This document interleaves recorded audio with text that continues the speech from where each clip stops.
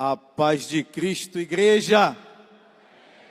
Louvado para sempre seja o nome do nosso Senhor e Salvador Jesus Cristo. Abra sua Bíblia no livro que nós estamos lendo esse mês. E aí? Qual é o livro, irmão? Tem Jeremias e tem Salmos. Então você fica com aquele que vem depois. Qual é? Salmo vem depois de Jeremias ou... Olha aí, tem gente precisando fazer o curso de teologia da Faculdade Vitória em Cristo. As matrículas estão abertas, irmão. Tanto para a graduação, como para a pós-graduação, para o seminário teológico. Venha estudar a palavra do Senhor. Abra aí Jeremias, capítulo 1. Uma palavra que Deus colocou no meu coração, eu quero compartilhar com vocês. Creio que uma palavra relevante, importante para todos nós. Orientações e princípios que nós não podemos esquecer, porque durante a vida, os problemas que enfrentamos, as batalhas que vivemos, e ainda a ação do nosso inimigo, tentam roubar de nós certezas que a palavra de Deus nos dá.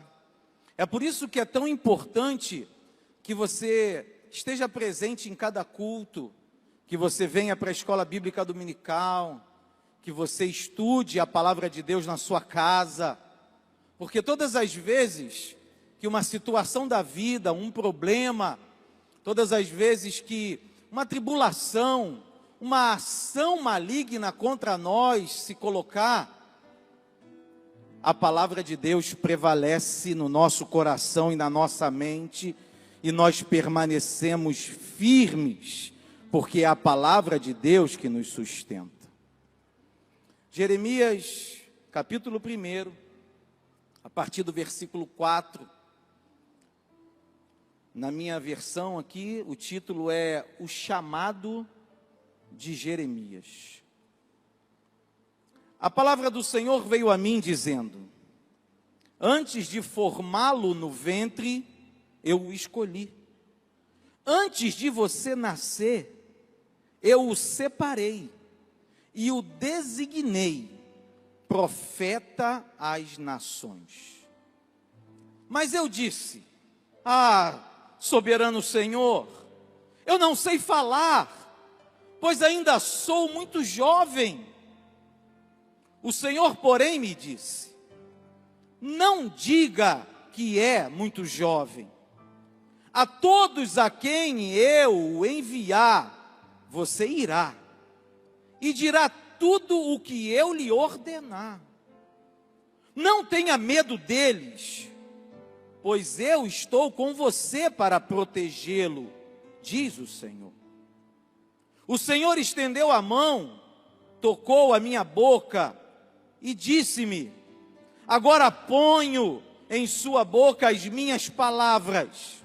Veja, eu hoje dou a você autoridade sobre as nações e reinos, para arrancar, despedaçar, arruinar e destruir, e para edificar e para plantar.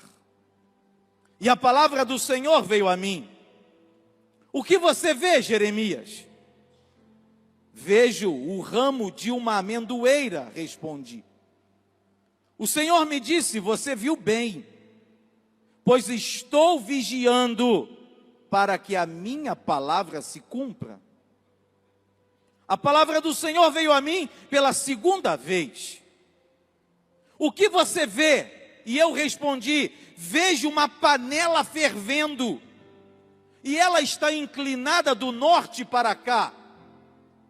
E o Senhor me disse: do norte se derramará a desgraça sobre todos os habitantes desta terra. Estou convocando todos os povos do reino do norte, diz o Senhor, Cada um virá e colocará o seu trono diante das portas de Jerusalém. Virão contra todas as muralhas que a cercam e contra todas as cidades de Judá. Pronunciarei a minha sentença contra o meu povo por todas as suas maldades, porque me abandonaram, queimaram incenso a outros deuses e adoraram deuses que as suas mãos fizeram. E você, prepare-se, vá dizer-lhes tudo o que eu ordenar. Não fique aterrorizado por causa deles, senão eu o aterrorizarei diante deles. E hoje eu faço de você uma cidade fortificada, uma coluna de ferro e um muro de bronze contra toda a terra, contra os reis de Judá, seus oficiais, seus sacerdotes e o povo da terra.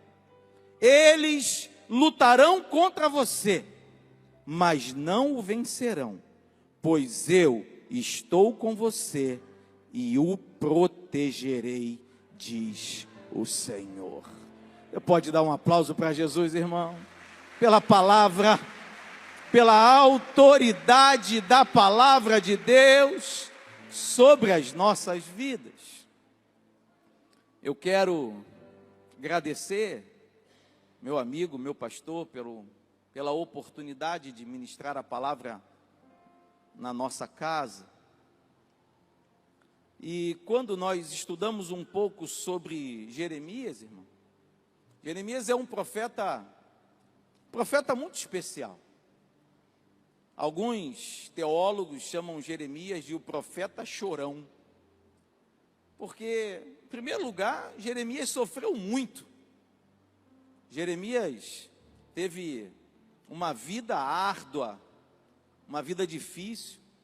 Se você está lendo o livro de Jeremias, você já viu algumas coisas pelas quais ele passou.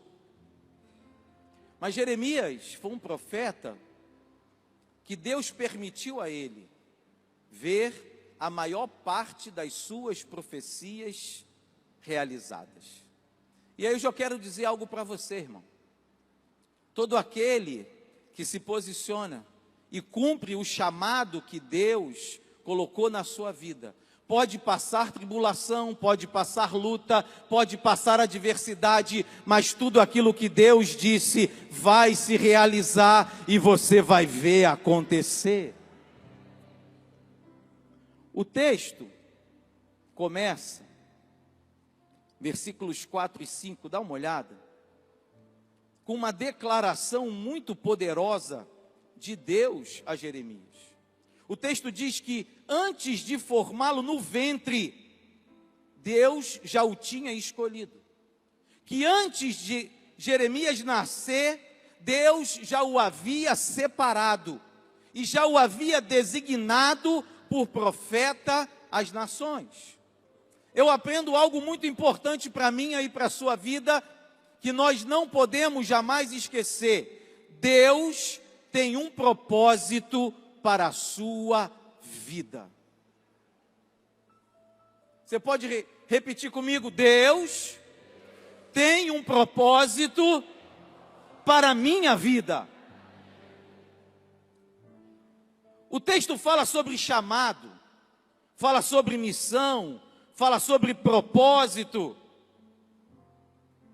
Irmãos, ninguém vem a esse mundo sem algo determinado por Deus para ele. Existem pessoas que acham que a vida é banal, que a vida é algo natural, normal, que vai vivendo cada dia, um dia após o outro, sem se preocupar. Mas a grande verdade é que nós nascemos com um propósito definido por Deus. Deus tem um propósito na sua vida. Diga glória a Deus. Sua vida tem um propósito certo para Deus. O chamado de Jeremias nos ensina que Deus tem sim um chamado, uma missão e um propósito para cada pessoa que nasce. Salmos 139, versículos 14 a 17 dizem: eu te louvarei, porque de um modo terrível e tão maravilhoso fui formado. Maravilhosas são as tuas obras, e a minha alma o sabe muito bem. Os meus ossos não te foram encobertos, quando no oculto fui formado e entretecido como nas profundezas da terra. Os teus olhos viram o meu corpo ainda informe, e no teu livro, anote isso, todas estas coisas foram escritas, as quais iam sendo dia a dia formadas, quando nem ainda uma delas havia. Quão preciosos são para mim, ó Deus, os teus pensamentos, quão grande é a soma deles. Esse texto me ensina, irmãos, que no livro de Deus, o nosso propósito já está definido desde o momento em que nós estamos sendo formados. Jamais se esqueça disso, irmão. Jamais permita que as situações da vida venham a roubar de você a certeza de que Deus tem um propósito na sua jornada nessa terra. Não vivemos de qualquer maneira, vivemos para cumprir o propósito que Deus tem para cada um de nós. E esse propósito, esse chamado, essa missão, está dentro da vontade de Deus. Deus tem planos. Eu amo esse texto de Jeremias 29:11, porque sou eu que conheço os planos que tenho para vocês, diz o Senhor. Planos de fazê-los prosperar e não de lhes causar dano, planos de dar-lhes esperança e um futuro. Deus tem planos na sua vida, irmão. Deus tem um propósito definido na sua vida. Deus tem uma missão específica para você nessa terra. E ninguém pode impedir os planos de Deus. Na verdade, tem uma pessoa que pode impedir que o propósito de Deus se cumpra na sua vida. Só uma pessoa, sabe quem é? Tem gente que acha que é o diabo. Fraco ele. A única pessoa que pode impedir os planos, o propósito de Deus na sua vida, é você mesmo. E quando eu olho para o texto, versículo 6, Jeremias 1, deixa a sua Bíblia aberta. Jeremias diz para o Senhor: ah, soberano Senhor, eu não sei falar, pois ainda sou uma criança, sou muito jovem. E na mesma hora Deus responde para ele: não diga que é muito jovem, a todos a quem eu o enviar, você irá e dirá tudo o que eu lhe ordenar. Jeremias se sentiu amedrontado diante do propósito, diante da missão. Jeremias arrumou logo uma desculpa. E aí eu quero dizer para você nessa noite: não tenha medo e não arrume desculpas. Você pode repetir comigo? Não tenha medo e não arrume desculpas. Agora dá uma cutucada em quem está do seu lado.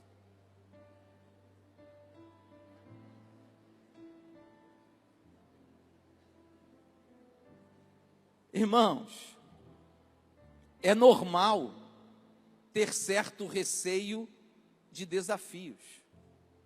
E a grande verdade é que a vontade de Deus para nós é sempre desafiadora. no cumprimento do propósito de Deus para a nossa vida, nós temos que vencer o maior de todos os inimigos. Quem é, irmão? Nós mesmos. Para viver o propósito, para cumprir a vontade de Deus, precisamos vencer a nós mesmos, as nossas limitações, nossos medos, nossas fraquezas. Tem super-homem aqui, irmão?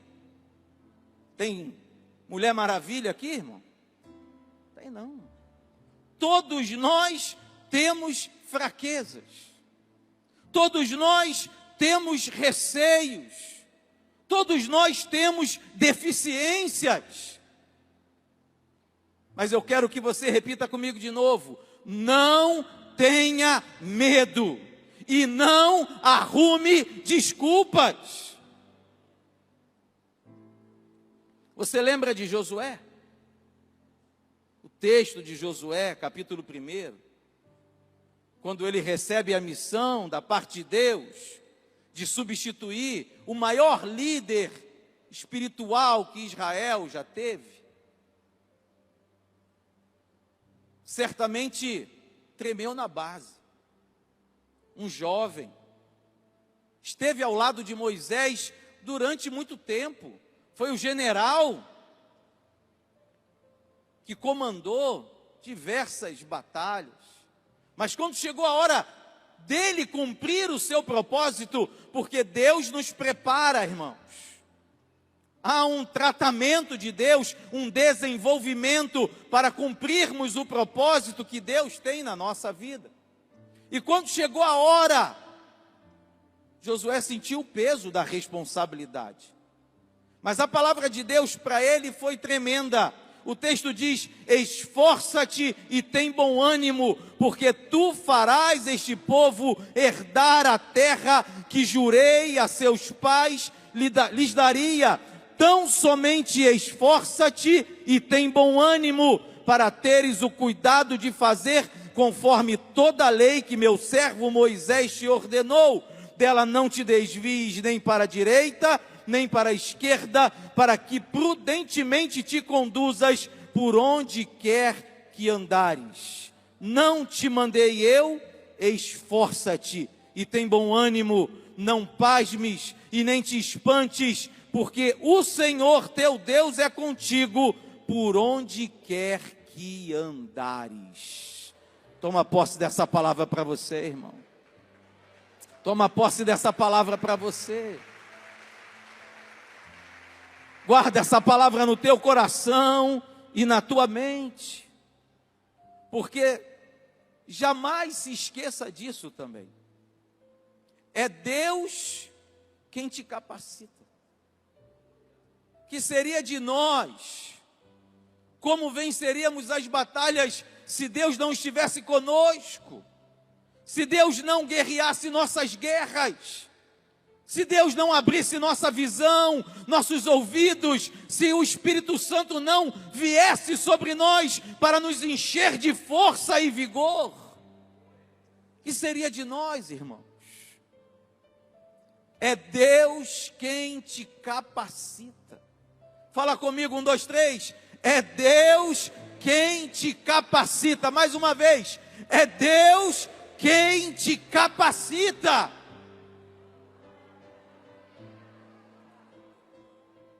Agora dá uma cutucada de novo aí em quem está do teu lado.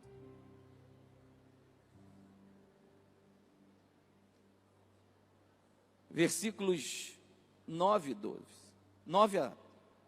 Versículos 9 a 12, olha aí na sua Bíblia. O Senhor estendeu a mão, tocou a minha boca e disse-me: agora ponho em sua boca as minhas palavras. E hoje, eu quero que você estenda a sua mão para receber. Dou a você a autoridade sobre as nações e reinos, para arrancar, despedaçar, arruinar e destruir, e para edificar e para plantar. Diga amém, igreja. Algumas pessoas leem esse versículo e não conseguem entender. Como assim, pastor? Arrancar, despedaçar, arruinar? É isso mesmo, irmão.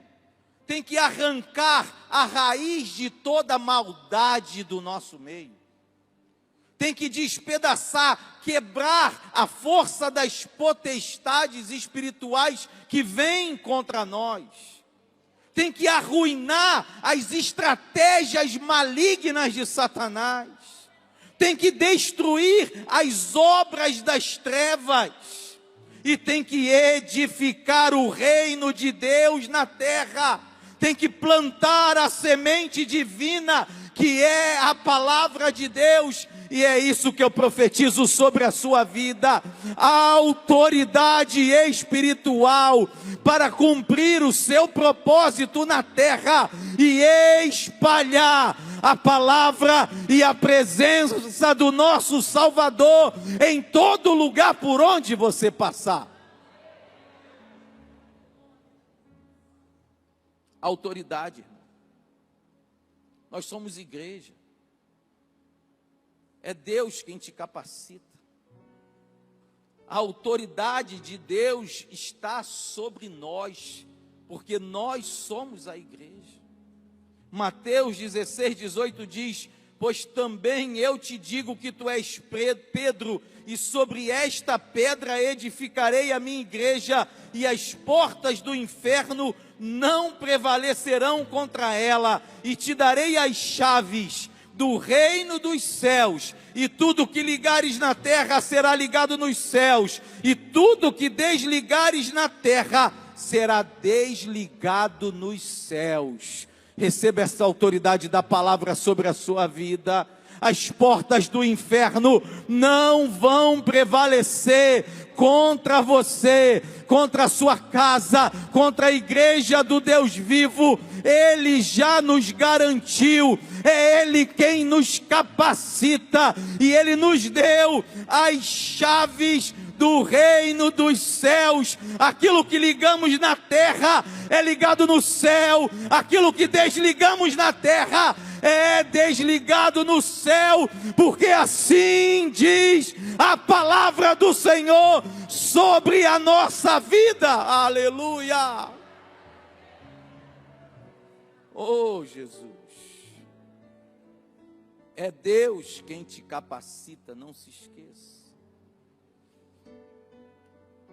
Deus tem um propósito na sua vida.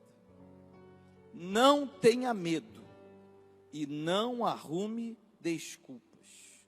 É Deus quem te capacita. E quando a gente chega nos versículos seguintes, do 11 até o 16, Deus dá a Jeremias duas visões. E essas duas visões dizem muita coisa. Tem muitas verdades e princípios da palavra de Deus para nós aqui. Não dá tempo de falar tudo que tem aqui. Quando nós lemos a Bíblia, não importa o livro, sempre precisamos fazer duas leituras. Uma leitura é a leitura histórica, quando nós entendemos o contexto daquela palavra, quando ela foi escrita, para quem ela foi escrita, por que razão ela foi escrita. O livro de Jeremias tem um contexto histórico, que é o anúncio divino daquilo que estava por vir. A nação de Israel havia se corrompido, havia abandonado o verdadeiro Deus, havia se prostituído com outros deuses. Todo o livro de Jeremias denuncia a impureza a que o povo de Israel havia se submetido. E por causa disso, o juízo de Deus viria sobre eles. Quando lemos essas duas visões, as duas apontam para isso, para aquilo que Deus iria realizar sobre a nação em razão do seu pecado. Mas além da leitura histórica, além da apropriação do contexto, das razões, destinatários, autores que nos fazem entender aquela palavra, nós também precisamos fazer uma leitura espiritual. Porque a palavra de Deus não é somente um livro histórico. A palavra de Deus não é somente um livro que tem um tempo determinado de acontecimento na sua história. Não. A palavra de Deus é eterna. A palavra de Deus, ela transcende o tempo. Ela foi escrita num tempo histórico, mas a Bíblia diz, ela mesma declara acerca de si: céus e terra passarão, mas as minhas palavras jamais passarão. E por isso, igreja, precisamos fazer uma leitura espiritual da palavra. E quando eu olho para essas duas visões de Jeremias, quando Deus pergunta a ele: o que você vê? E ele responde: Senhor, eu vejo o ramo de uma amendoeira. E aí Deus diz a ele: você viu bem, porque eu velo para fazer cumprir a minha palavra. O texto que estamos declarando todo este mês. Na segunda visão, o Senhor pergunta: o que você vê, Jeremias? E ele diz: eu vejo uma panela fervendo, e ela está inclinada do norte para cá. E Deus explica a ele o porquê do norte, as nações que viriam do norte para confrontar, para destruir a nação de Israel. E todos sabemos o que aconteceu durante o cativeiro babilônico. Quando os muros foram destruídos, quando o templo foi destruído, e quando a nação foi levada cativa para a Babilônia. Mas quando eu olho para essas duas visões, quando eu olho espiritualmente para essas duas visões, sabe o que eu vejo, irmão? É tempo de despertar. É tempo de despertar. Tudo o que aconteceu com Israel, naquele povo, naquele tempo, é o mesmo contexto que nós vivemos hoje em relação à humanidade. A igreja está separada, a igreja está guardada, mas como nós cantamos aqui, Ele vem nos buscar. O tempo está bem próximo em que a igreja será arrebatada. A palavra de Deus se cumprirá, porque Ele vela por cumprir a sua palavra. E a água da panela já está fervendo. O tempo está chegando. A hora está próxima. E nós temos que despertar para estarmos prontos para ouvir o nosso nome sendo anunciado nas nuvens. Oh, aleluia! Diga comigo: é tempo de despertar. Pode ser melhor: é tempo de despertar. Dá uma cutucada aí, hein? Acorda o irmão. É tempo de despertar. A amendoeira, quando a gente vai estudar, descobre que é a primeira árvore da primavera. Ela era conhecida como a vara de acordar, pois é a primeira a colocar suas flores após o inverno. A panela a ferver, eu escrevi aqui no meu estudo, isso eu não peguei de nenhum teólogo. Eu escrevi que a panela a ferver mostra que a chapa está quente. Deus está dizendo que em breve cumprirá a sua palavra de juízo. O mesmo acontece hoje. Nós já vivemos o princípio das dores de Mateus capítulo 24. Tudo que Jesus declarou aos discípulos que aconteceria antes da sua vinda, já está acontecendo. A panela está fervendo, a chapa está quente. Hebreus capítulo 10, versículos 37 e 39, que texto maravilhoso. Porque ainda um pouquinho de tempo, e o que há de vir, virá, e não tardará, mas o justo viverá pela fé. E se ele recuar, a minha alma não tem prazer nele. Nós, porém, somos daqueles que nós, porém, não somos daqueles que se retiram para a perdição, mas daqueles que creem para a conservação da alma. Toma posse disso, irmão. O justo viverá pela fé. Se ele recuar, a minha alma não tem prazer nele. Mas nós não somos daqueles que recuam. Nós somos daqueles que seguem em frente. Nós somos daqueles que continuam de pé. Nós somos daqueles que vamos em frente sem importar as circunstâncias da vida. Não negamos o nosso Cristo, não negamos a nossa fé, não negamos a nossa salvação, não negamos a certeza de que Ele vem buscar a sua igreja e que nós vamos morar eternamente com Ele na glória. Oh, aleluia!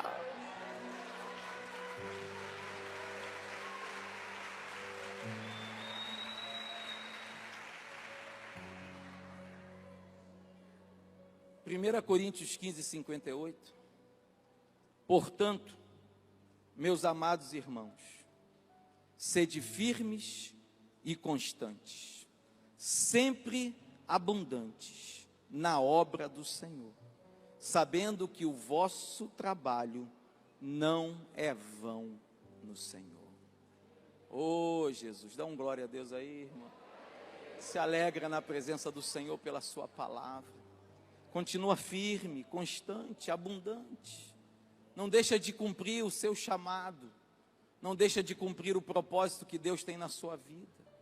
Mergulhe cada dia mais na presença do Senhor. E o último ponto, final do texto, versículos 17 a 19 diz: e você prepare-se. Vá dizer-lhes tudo o que eu ordenar. Não fique aterrorizado por causa deles, senão eu o aterrorizarei diante deles.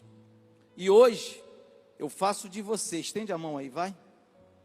Hoje, essa palavra é para nós, irmão. Hoje, igreja, eu faço de você uma cidade fortificada, uma coluna de ferro e um muro de bronze, contra toda a terra, contra os reis de Judá, seus oficiais, seus sacerdotes e o povo da terra. Eles lutarão contra você, mas não o vencerão, pois eu estou com você e eu o protegerei, assim diz o Senhor. Aleluia. Oh, Ramacantaramana. Ei, canturiasi, achemei, ne canturialamar. Cumpra o seu propósito. Cumpra. Não tenha medo. Não arrume desculpas. É Ele quem te capacita. É tempo de despertar. E cumpra o seu propósito. Diga comigo, cumpra o seu propósito. Junto comigo, 1, 2, 3 e cumpra o seu propósito. Mais uma vez, cumpra o seu propósito, com força, cumpra o seu propósito. Oh, aleluia! Aleluia! Aí pela última vez, dá uma cutucada no teu irmão, acorda ele aí.